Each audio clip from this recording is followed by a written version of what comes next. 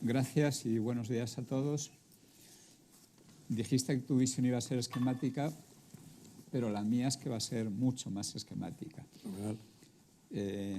Estamos en un momento en el que los datos a favor y en contra de que se va a producir una recesión global van a ser tan abundantes que normalmente los datos no nos van a dejar ver el bosque. Por eso yo creo que la visión esquemática debe imponerse para que no perdamos el rumbo.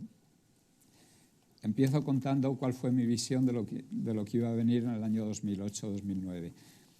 Esa es una diapositiva que he popularizado mucho en mis libros y en presentaciones.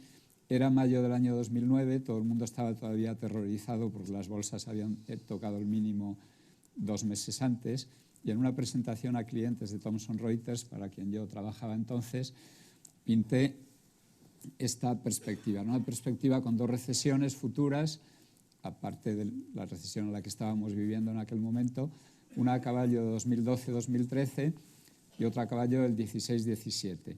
Y también con flechas dibujé lo que haría el Dow Jones hasta entonces, ¿no? Bueno, ni qué decir tiene que fue en parte un acierto, puesto que hubo una recesión europea, aunque no americana, en el año 2012-2013.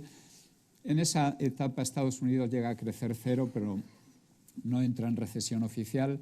Y luego pues tenemos otra recesión a caballo del 16-17. O sea que si yo estuviera acertado, la recesión está aquí, ¿no?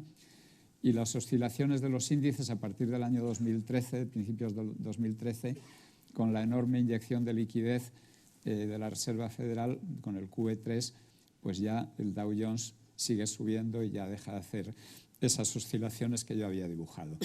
Pero ha sido una buena hoja de ruta. En 2011, cuando todavía mucha gente no se había dado cuenta de que las materias primas tenían un futuro de caída de precios, también en una presentación a clientes, era octubre del 2011, dibujé este gráfico, ahora está actualizado, pero entonces no lo estaba, y dibujé una flecha. La flecha es la misma que aparece aquí, con una tendencia bajista del precio de las materias primas. La flecha bajaba más deprisa de lo que bajaron las materias primas al principio, y luego han sido las materias primas las que han bajado más deprisa que la flecha, ¿no? De forma que por pura casualidad, o porque ese día estaba tocado por el ala de alguien sabio, pues ahora mismo coincide el pico de la flecha con el momento donde están las materias primas.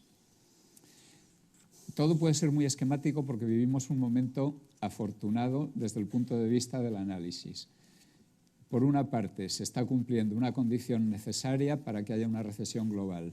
Necesaria, pero no suficiente. Y por otra parte, se está cumpliendo una condición que es suficiente, pero que no hace falta que sea necesaria. A ver, para que esto no sea un caos. Una condición que es necesaria, pero no suficiente, y otra que es suficiente, aunque no fuera necesaria. Esta es la condición suficiente, pero no necesaria, empezando por la segunda parte. Es la evolución del precio de las materias primas desde 1950, según el índice CRB Spot. Bueno, ahí están señalados acontecimientos que fueron muy importantes, como el crack de la bolsa del 87 o la suspensión de pagos de México, la crisis tequila, como se llamó, o los emergentes en el 97-98. Las bandas verticales, como siempre en estos gráficos, indican las recesiones. Si se observa este gráfico con cuidado, se ve que cada vez que hay una caída prolongada del precio de las materias primas, se produce, antes o después, o una recesión, o un crack de bolsa, como en el 87, aunque no hubiera recesión, o una crisis muy grave en los mercados emergentes. Bueno, cumplimos ya la condición suficiente, aunque no necesaria. ¿Por qué? Porque ha habido recesiones que han ido precedidas no por una caída de las materias primas, sino por una subida. Los de más edad aquí recordarán el 73-74, gran subida del precio de las materias primas y recesión, y 80-82 con lo mismo, subida del precio del petróleo y de otras materias primas que abocó en la doble recesión americana y por supuesto en Europa también. Entonces, hay recesiones que no van precedidas de una bajada del precio de las materias primas, pero siempre que hay una bajada del precio de las materias primas hay un problema al final, o recesión, o crisis en los emergentes, o crack de bolsa, o todas esas cosas a la vez. Y ahora vamos a ver la condición necesaria, pero no suficiente. La caída de los beneficios empresariales. Este gráfico indica el beneficio unitario de la economía no financiera de Estados Unidos, representado en tasa interanual. La economía no financiera de Estados Unidos es como la mitad del PIB americano. Excluye los bancos, las compañías de seguros y el sector público. Como los bancos tienen los datos a veces tan extraños, es bueno excluirlos y fijarse mucho más en esto con los beneficios del Standard & Poor's 500, por ejemplo, ¿no? Pero curiosamente coinciden. Están apuntando a caídas fuertes, en este caso para el tercer trimestre del año pasado, que son los últimos datos disponibles, de un 5,3% en el beneficio unitario de las empresas no financieras de Estados Unidos. Cada vez que ha ocurrido esto y que se meten en terreno negativo, no cada vez, pero casi siempre va seguido de una recesión. Por eso es una condición necesaria, porque todas las recesiones van precedidas de una caída del precio, una caída de los beneficios empresariales, aunque no siempre que haya una caída de los beneficios empresariales se produzca una recesión. Entonces, con una condición suficiente, aunque no sea necesaria, la caída de materias primas, y una necesaria pero no suficiente, yo creo que está prácticamente todo puesto sobre la mesa. Se viene una recesión global. Por si fuera poco, tenemos China con una fuga de capitales que pone los pelos de punta. En el último año y medio, una estimación así muy casera es que han salido de China $1,5 billion de dólares, el equivalente a $1,5 billion de dólares de capitales. Esa salida puede ser porque el Banco Central chino está defendiendo su moneda y comprando yuanes con divisas, o bien gente directamente que se lleva su dinero fuera de China, o residentes chinos que compran dólares porque no se fían de la fortaleza del yuan, ¿no? Las cifras de caída del nivel de reservas centrales de divisas son más bajas, están en la parte de abajo del gráfico, son unos 700.000 millones de dólares o 770.000, pero si se tiene en cuenta el superávit por cuenta corriente de la economía china de año y medio o 2 años, te da esa cifra muy redonda de $1,5 billion de flujo de capitales hacia el exterior o de huida de capitales. Se nota también en cómo los depósitos en Hong Kong en yuanes están cayendo desde mediados del 2013, ¿no? En ese gráfico se ve que habían subido muy fuertemente los yuanes internacionales, ese mercado impulsado por el Banco Central chino, pero que yo tengo prácticamente el convencimiento de que en algún momento va a terminar cerrándolo. La presión devaluatoria del yuan es brutal, como todos sabemos, como ha mencionado antes Juan Carlos, y eso va a poner patas arriba las finanzas mundiales. Cuando llegue eso, la exportación de deflación de China al resto del mundo va a poner los pelos de punta. Y, curiosamente, en una presentación en 2010, yo siempre planteé, y lo he planteado en varias ocasiones, que me faltaba una gran crisis en los mercados de cambio para que esta crisis fuera una de las importantes de los últimos 100 años, ¿no?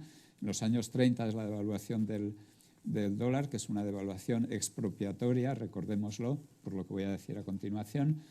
En los años 70 es la liquidación de la convertibilidad del dólar en oro, y a esta crisis le faltaba una gran crisis de cambio, y en esa presentación a la que he hecho alusión al principio de mayo del 2009, lo comenté y dije ingenuamente, el año que viene, en 2010, el Fondo Monetario Internacional va a estudiar otra vez si reajusta la cesta de divisas. Dije, igual decide que incluye ya el yuan en la cesta de divisas, era prematuro, obviamente, y ese es el momento para la gran crisis en el mercado cambiario. Bueno, no ocurrió en 2010, 2015 ha sido el año de la inclusión o del anuncio de la inclusión, porque la inclusión va a ser a partir de octubre de este año, del yuan en la cesta de los derechos especiales de giro, y creo que está servido también que vamos a vivir esa gran crisis en el mercado de divisas. Respuesta a la pregunta que estaba al comienzo de la presentación. ¿Preservar el capital o tomar riesgos?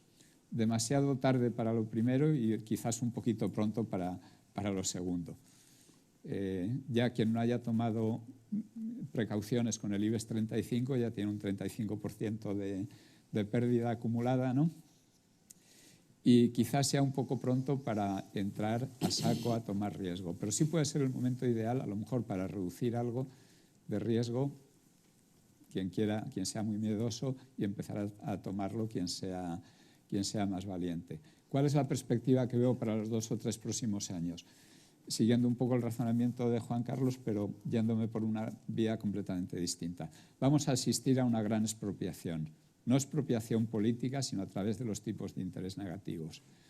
Es decir, coincido con Juan Carlos en que los bancos centrales van a seguir haciendo lo mismo, se van a cargar con una gran cartera de renta variable, que muchos todavía no tienen, el Banco de Japón ya sí.